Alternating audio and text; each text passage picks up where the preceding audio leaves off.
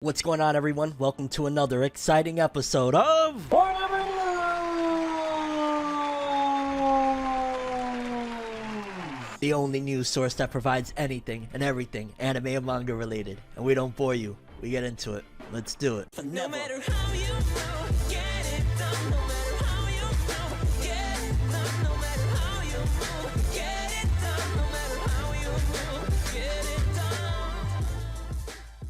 Okay, people, so a little bit of an update to the show. After taking some things into consideration, genuinely where I want to go with things, genuinely how quickly I want to deliver the news to you, because doing ForneverNewS the way I did it for, I want to say, the last half of last year, pretty much it's a lot more of a task and a lot more of a weight to put those episodes together, because they're usually anywhere from 50 minutes to an hour plus of content. So it takes a while to gather up all that information and all of those articles and just in general all that news, and that's why you usually get only about 1 or 2 episodes of ForneverNewS a week. Well, I want to change that, to be honest with you. I want to go back to how we were doing it earlier in 2021 and even second half of 2020, where you guys get ForneverNewS a lot more frequently. So what we're going to try to do here, and if things work out, great. If not, we'll see. We'll keep on tweaking until we get it right. Ultimately, I want to try and give you guys ForneverNewS 5 days a week. I'm going to try and do Monday through Friday. They're going to be shorter episodes, but nevertheless still packed with some interesting and insightful stories as always. And then we'll leave the weekends to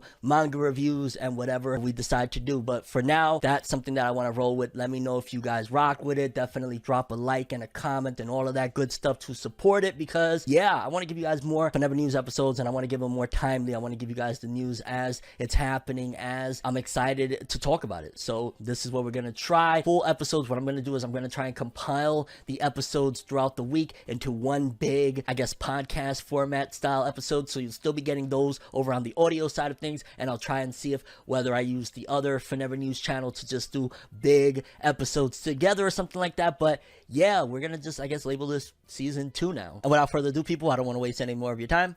Let's get started, because we got some interesting stuff to talk about. Okay, so for starters, one of the things that has been buzzing is the fact that Crunchyroll released a list of the top 10 anime fights of 2021, and apparently it was all due to you guys, according to what they're saying. Let's read the article. The top 10 fight scenes of 2021 according to you. When writing an article reviewing any aspect of a medium in review, it's hard not to come away with the impression that this year was a good one for whatever the subject of your piece may be, but nevertheless, I believe 2021 has treated us quite well when it comes to animated battles. Black Clover and Jujutsu Kaisen's respective climaxes, Boruto's manga arc, One Piece's build towards the Onigashima conflict, and a ton of smaller offerings meant we had huge battles to look forward to every month. With that in mind, a top 10 article covers nearly the entire year. Much like this article's companion piece on 2021's opening and endings, what follows is a list of the top 10 fight scenes of 2021 as determined by viewership on the Crunchyroll Collection YouTube channel, weighted at 30 days so anime from earlier in the year don't get an advantage, and to balance flash in the pan popularity versus iconic moments that will continue on in the fandom's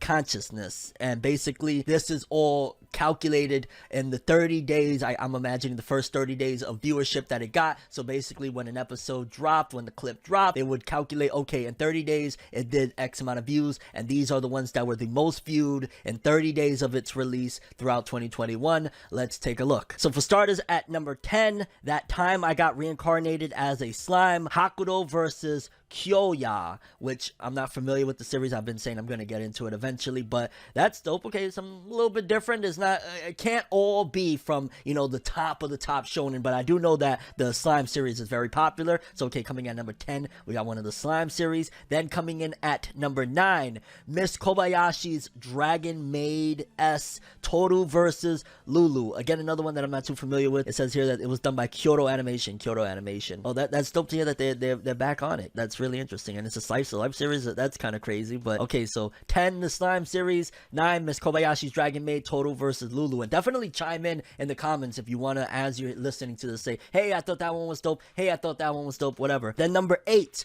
My Hero Academia Himiko Toga versus the Liberation Army. It's tough, man, because I'm glad that it's getting some type of praise, just because I am a massive fan of the source material, but I'm not a massive fan of how they put that together. But it's My Hero, and at the end of the day, I'm just happy to have Toga getting some shine. Again, admittedly, I'm not the biggest fan of the adaptation for that season of the anime, but I love me some My Villain Academia, so why not? Okay, we got My Hero at number 8. Number 7, To Your Eternity, Fushi versus Oniguma. Oh my god, I forgot about that one, and that was a massively beautifully done To Your Eternity. The animation process and style is just amazing. It reminds me almost of like Clayface from Batman the Animated Series, and how that was so iconic, the way they would animate the character changing from the clay to a person back to clay. Like, that's something that they always did very well with To Your Eternity, with the main character, and just wow. Then coming in at number 6, I'm very, very proud to say,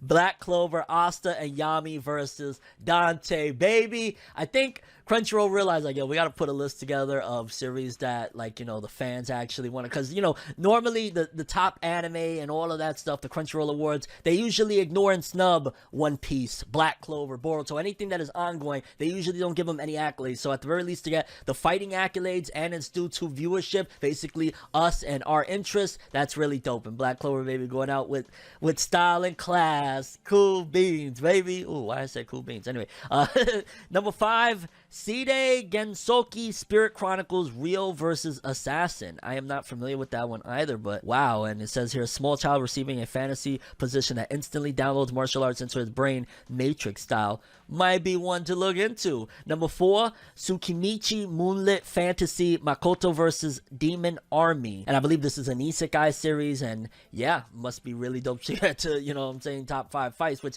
is kind of strange. I'll be honest with you. Like, again, I'm not the most familiar with some of these, but like, I know for a fact that To Your Eternity fight, the animation was out of this world, 11 out of 10. So these fights must have looked really good to top some of that stuff. And you know, I don't want to throw my bias. People be like, you're a Black Clover tard, blah blah blah. Like, but that finale, baby, was hype. Then top 3, baby, coming in at number 3. Oh my god, love to see it. And this was earlier in 2021.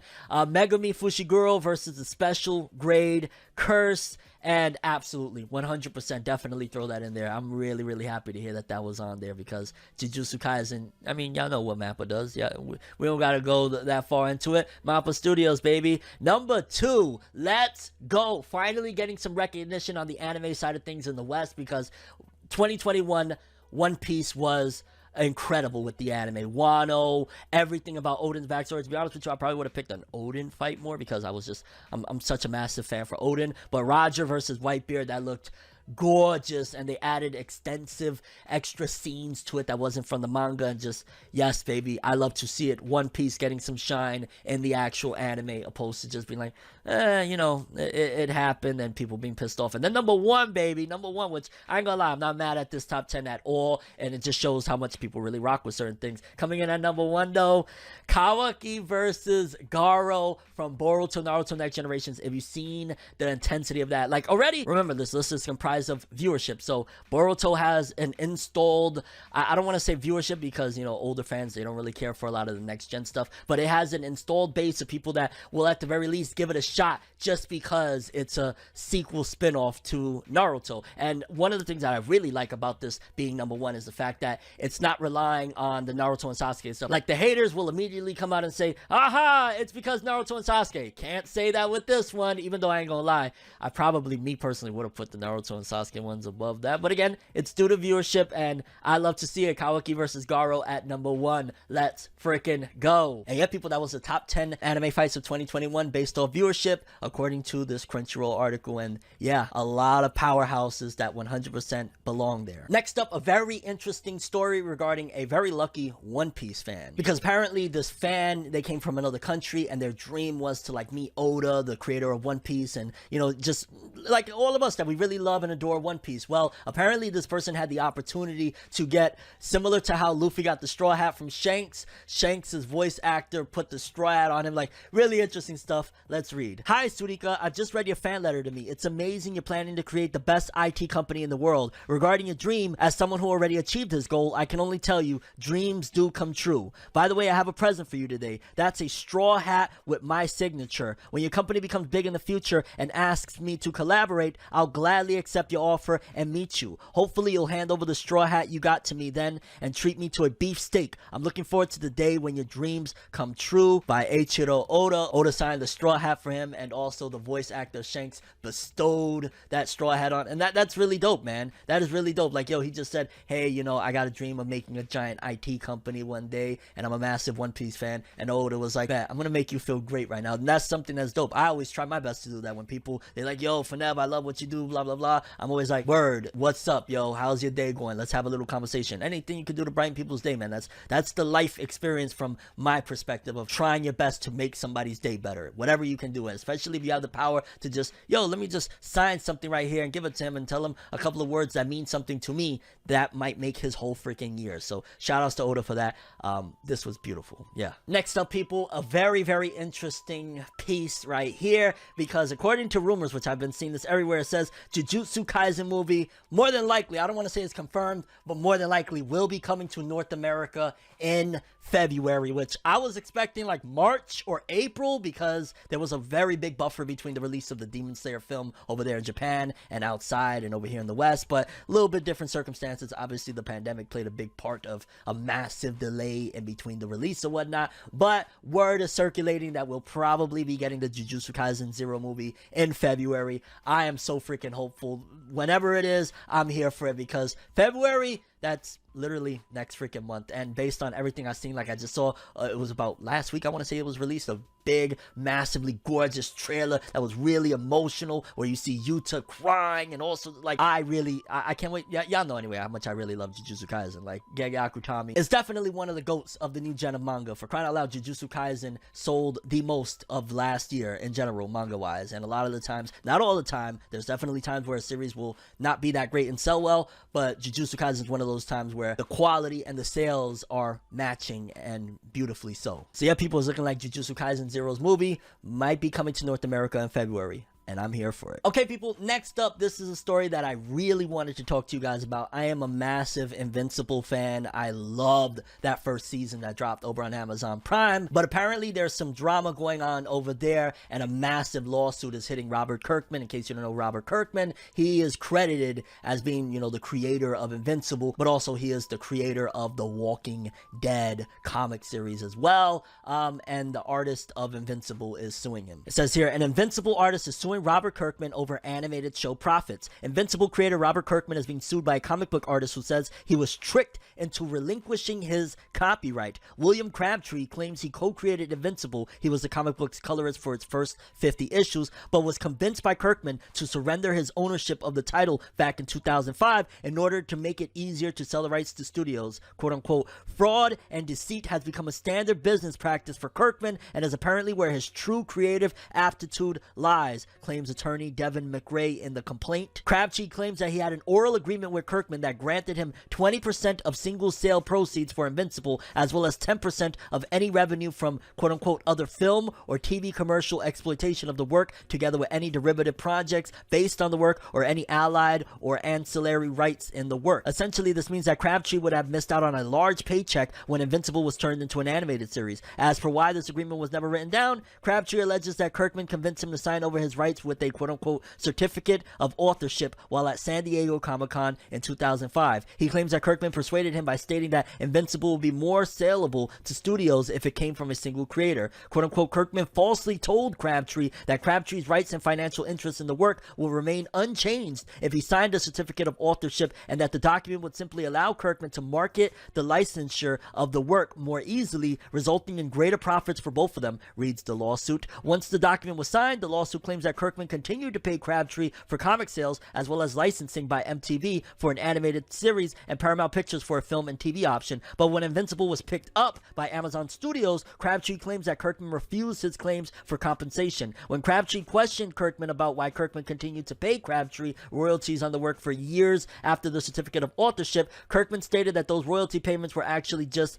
bonuses that he paid at his discretion. The lawsuit alleges fraud and breach of contract by Kirkman, as well as denying Crabtree Crabtree access to profit statements in connection to the Amazon TV series. The suit ultimately seeks a judgment that Crabtree is co-creator of Invincible, as well as an account of what he's owed and punitive damages. Of course, this isn't the first time Kirkman has seen legal troubles around his work. The Walking Dead co-creator Tony Moore also sued Kirkman, claiming he swindled him out of profits and residuals for the comic book adaptation. Moore's lawsuit ended with a settlement between the two parties. Additionally, Kirkman himself and other creators sued AMC in 2017 for breach of contract surrounding the post-apocalyptic TV series. And based on that article alone, the fact that not only he's being sued off of Invincible, but also he was sued by one of the co-creators for The Walking Dead, does sound a little bit fishy. Again, I don't know all the details. I wasn't there when Crabtree and Kirkman made that agreement, 20 years ago on the royalties for Invincible and whatnot, but definitely seems a little odd, and it really sucks to hear, to be honest with you. Like,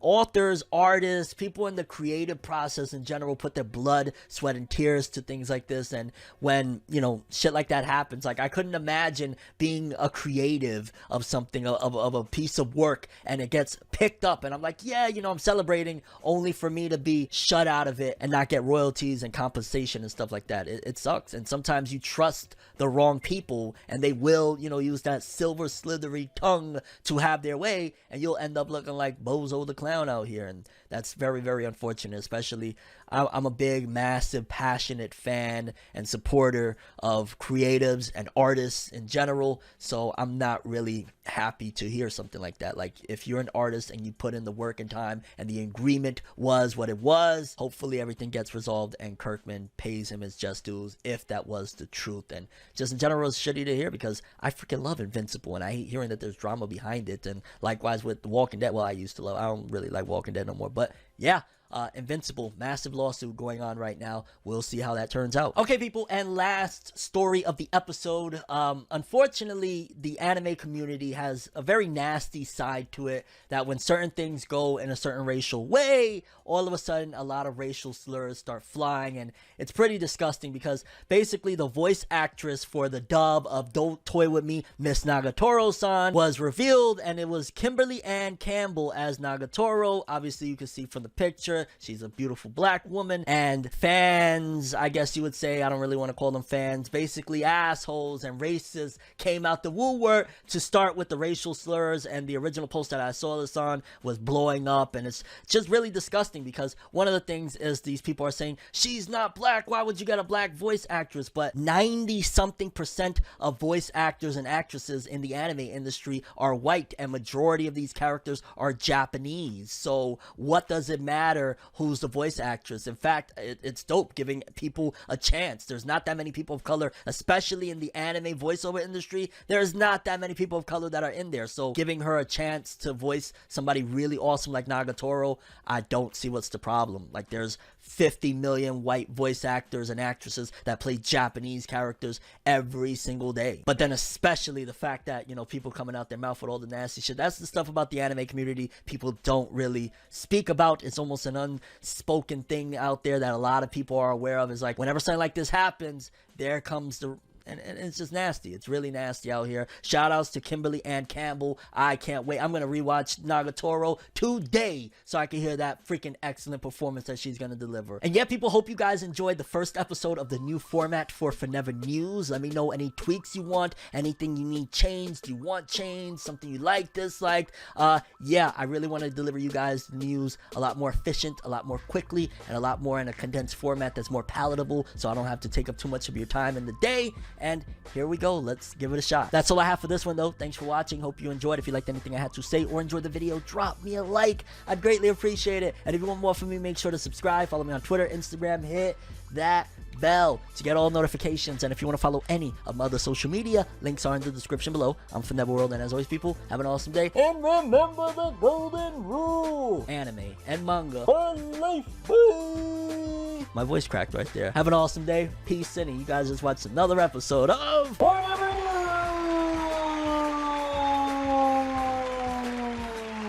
Have an awesome day.